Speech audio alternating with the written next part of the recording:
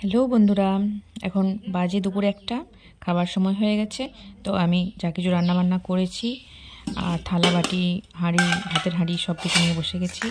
খাবার বাড়বো। খাবার তো আমরা দুটো লোক, শাশুড়ি আর আমি। তো চলো খাবার আয়োজনটা করে ফেলি। আমি প্রথমেই নুন তেল নিয়েছিলাম ডিশে করে। তো কুমড়ো ভাতেটা আমি সানছি, আর আমার শাশুড়ি মা খাবেন একটু আলু ভাতে, উনি পছন্দ করেন। তো ওনার জন্য আলু ভাতেটা উনি একটু সেনে নিচ্ছেন। কুমড়ো ভাতেটা আমার প্রায় সানা হয়ে গেছে। চলো এরপর ভাতগুলো বেড়ে নিই। দিচ্ছি জায়গা জানি তো। আজকে আমি রান্না করেছি ডাঁটা আলু বেগুনের একটা তরকারি, অবশ্যই তার মধ্যে নিম পাতা দিয়েছি।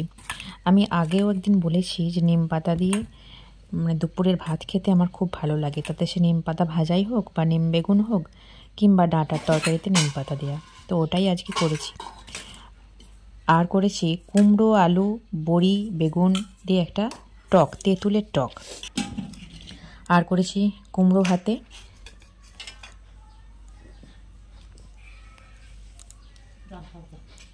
স্যালাড হিসেবে নিয়েছি শসা, আর আছে শাক ভাজা। এতটা শাক খাওয়া হবে? সেই তো, এটা অতিরিক্ত হয়ে যাচ্ছে, খাওয়া যাবে না। আমি জানবেন হিন্দি রেখে দিন।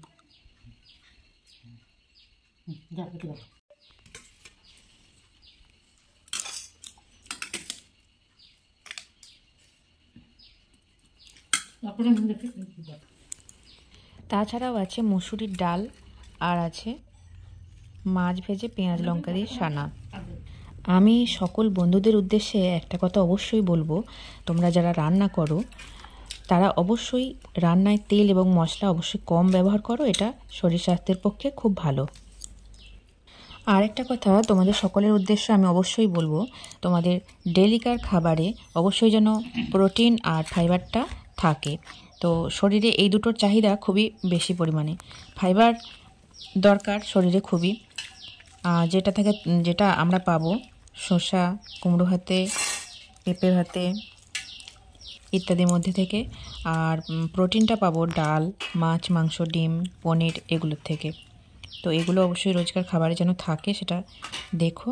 আর শর্করার পরিমাণটা কিন্তু শরীরে খুব বেশি প্রয়োজন নেই, তাই ভাতের পরিমাণটা অল্প হলেই ভালো হয়। আর তেল মশলাটা অবশ্যই কম। এইভাবেই খাওয়া দাওয়া করো, দেখো অবশ্যই শরীর ভালো থাকবে।